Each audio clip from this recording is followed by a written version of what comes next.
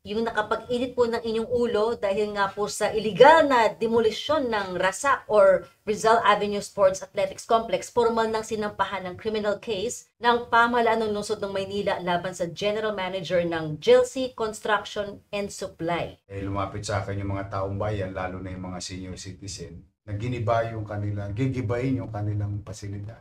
At giniba na nga yung RASAC. O di, pati yung daycare. Sabi ko ako, ba't nagkaganon? Tinanong ko si Andres, meron bang demolition permit? Wala. Meron bang building permit? Kaysa magturo tayo na magturo. Ito, tinuluyan na natin. Multiple cases yan. Saka mo ka, hindi birong kaso yan. Criminal charges yan. Criminal complaint. Susunod pa natin dyan yung civil. Kaya naman kayo na mga manonood, baka nanonood yung mga kontraktor ng DPWH o ng national government. Welcome kayo sa Maynila. Mag-apply kayo ng building permit. Magbayad kayo ng mga kaukulang buwis o regulatory fees. Total, bayad naman kayo. Kasama yan sa computation. May gobyerno na po sa Maynila. Alam mo bang gagawin natin susunod? Magpapile pa tayo ng civil case para proteksyonan yung pag-aari ng taong bayan. Kasi property natin yung mga giniba. Nasaan na ngayon? Tapos, susunod yan, baka papanagutin naman natin kung merong kapabayaan ang empleyado ng lokal na pamahalaang lungsod. Ibig sabihin, sarili natin na alam natin ngayon, iniimbestigahan. For the meantime, I take the people of Manila wanted, tuluyan na yung mga taong ito. Kaya ginampanan naman natin yan. At sana ito'y maging alaala. Pinasarap ko pa no? Pabala sa mga gumagawa ng pagawaing bayan. Gusto po namin yan. Tugunan nyo lang yung inyong obligasyon. May gobyerno po sa Maynila. Meron pa tayong gagawin. Kung ako sa inyo, magbayad na kayo ang inyong mga buwis o what you call contractor's tax. Kaya mas mabigat yan, another kaso. Pero again, bilang ama ng ating lungsod, pinapairal ko pa rin ng diplomasya. Kaya lang po, ang lahat ng bagay ay may katapusan. Hindi naman po pwedeng puro diplomasya lang kami. We have to put an end. Basta kami seryoso. Kung sa tingin nyo joke kami, wala kaming magagawa. Karapatan nyo yan. Sa kami, gagampanan namin itong kulay. Opo, dahil nga Yorme, pananagutin nyo po itong mga ito. Meron pa kayong gustong panagutin dahil sa natuklasan ninyong 14 billion flood control project sa Maynila. Ayan yung sinasabi ko sa iyo na yung susunod natin gagawin.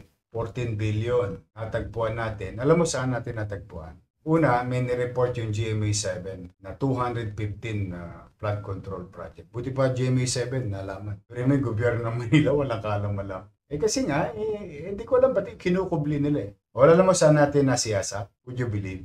Office of the President, sa website. Doon, alaman natin. Kaya nagkaroon ng total 14 billion.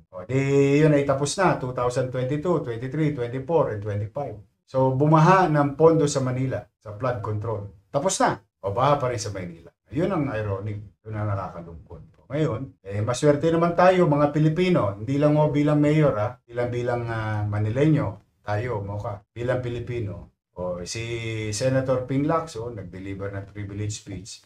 Si Senator Marcoleta, iniimbestigahan na. Alright mga kababayan, so tayo po ay magkakaroon na naman ng another reaction video dito nga po sa katatapos lamang na live ni Mayor Isko. No? Ito po yung pag-update niya sa buong linggo na nagtrabaho po ang gobyerno ng Maynila. At isa nga po dito sa mainit na napag-usapan mga kababayan is yung pagsasampa ni Mayor Isko dito po sa isang kontraktor na kung saan ay illegal na dinemolish po yung pag-aari po ng pamahalaang lungsod ng Maynila. At aside from that, mga kababayan, ay hindi pa po natatapos dito si Mayor Isko dahil may mga susunod pa po siyang kaso na ikakaso dito sa mga kontraktor na to, no? At ang pinakakaabangan ng lahat mga kababayan is yung usapin sa flood control nga, no? Na nabalitaan ni Mayor Isko na 14 billion yung allocation po dito po sa Maynila at yan po ay talagang iimbestigahan ni Mayor Isko at eventually ay isisiwalat na din po sa atin kung ano po yung mga update na mga gather nila. So para sa akin mga kababayan, magandang bigyan talaga ni Mayor Isko ng ultimatum itong mga tao na ito na talagang lumalabag sa batas, no, na dapat sinusunod po talaga natin, no, upang mabigyan ng leksyon at hindi na pamarisan pa ng iba. Kasi kung patuloy na puro nga lang naman salita si Mayor Isko at hindi nabibigyan ng dala itong mga taong ito, ay talagang magtutuloy-tuloy po yan, no. Kagaya po ng mga nababasa natin sa comment section na tila wala naman daw napaparusahan, no. Daldal daw ng daldal si Mayor Isko, update out ng update, pero wala naman daw napaparusahan o nakakasuhan. So ito na yun mga kababayan, para doon sa mga basher ni Mayor Isko at sa mga basher natin, no, na sinasabi nga nila na si Mayor Isko daw po ay puro talak lang, puro salita lang. So ito na yun mga kababayan, nabigyan niya na po ng ultimatum itong kontraktor na lumabag po sa batas at nanira po, no, ng pagmamay-ari ng lungsod ng Maynila. So yan po ay walang kaukulang permiso o permit ng demolition, no. Wala din daw silang building permit, walang tawag dito, walang demolition permit.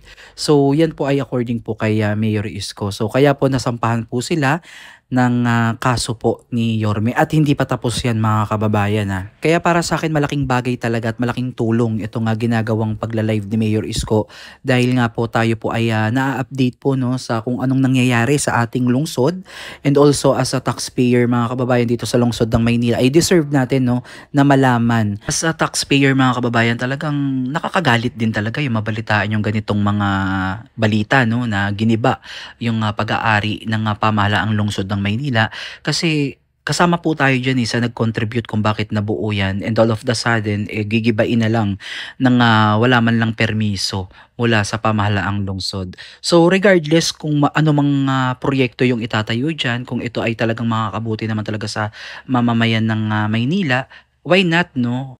Suportahan natin yan. Pero syempre dapat dumaan po sa tamang proseso, yung pagkuha nga po ng building permit, pagkuha ng demolition na permit. So yan yung dapat basic na gawin natin, kasi unfair naman po talaga doon sa mga kababayan natin na nagpapatayo ng kanilang mga bahay, mga building, na talagang hirap na hirap, no, kumuha ng mga building permit para lang maisakatuparan nila yung pagpapatayo ng kanilang dream house. So napakahirap po, napakaraming papeles, napakaraming busisi, tapos eto ganun-ganun lang, 'di ba? So napaka-unfair. Ayun yung nakikita kong hindi lang maganda dito. So hindi porke ikaw ay nakaligtas sa mga nakaraang taon, nakarang administrasyon, hindi ka napupuna, itutuloy-tuloy mo ngayon, no? Iba na po ngayon mga kababayan, dahil ang pamahalaang lungsod ng Maynila ay may gobyerno na.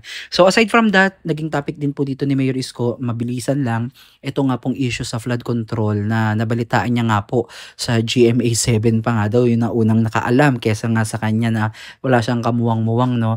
At ito nga po ay umabot ng 14 billion kung hindi ako nagkakamali. Ito po yung allocation dito sa Maynila ng flood control, and yet tayo po ay nakakaranas ng matinding pagbaha. Konting ulan lang, baha na po, no, sa ilang pangunahing kalsada dito sa lungsod ng Maynila. So yan po yung ilang mga bagay na iimbestigahan ni Mayor Isko, at eventually kapag talagang nakuha niya na yung konkretong sagot at mga datos niyan, ay isisiwalat niya po ang bawat distrito, no, na may mga alokasyon dito po sa flood control project na napakahalaga po para sa atin. Hindi lang basta usapin ng baha ito mga kababayan, dahil malaki po ang epekto nito sa ekonomiya po ng isang lungsod, no, kagaya po dito sa Maynila, na napakarami pong businesses na maaapektuhan po sa tuwing bumabaha po. At syempre, unang-una din po dyan, top priorities po natin dyan is yung kalusugan, dahil kapag pangit ang flood control at palpak, maaari talagang magdulot to ng matinding pagbaha, at worse ay mag-cause po ito ng iba't ibang sakit kagaya ng leptospirosis at dengue, na very rampant po dito ngayon sa lungsod ng Maynila, itong leptospirosis. So ayan mga kababayan, hanggang dito na lang muna yung ating update patungkol nga po dito sa naging live ni Mayor Isko. Panoorin nyo po yung buong live ni Mayor Isko. Ito lang po ay short clip lamang po, at highlight lang po natin yung ilan sa mga topic na talagang dapat pag-usapan. Ito nga pong sa contractor na nakasuhan niya at sa flood control. Muli mga kababayan, comment down below kung ano yung opinion nyo dito sa ating naging reaction video, at kung may idadagdag pa ba kayong insights, so Pag-usapan po natin yan dito sa comment section at abangan nyo po yung mga susunod nating update at mabuhay po kayong lahat. Mag-ingat po kayo palagi. God bless everyone.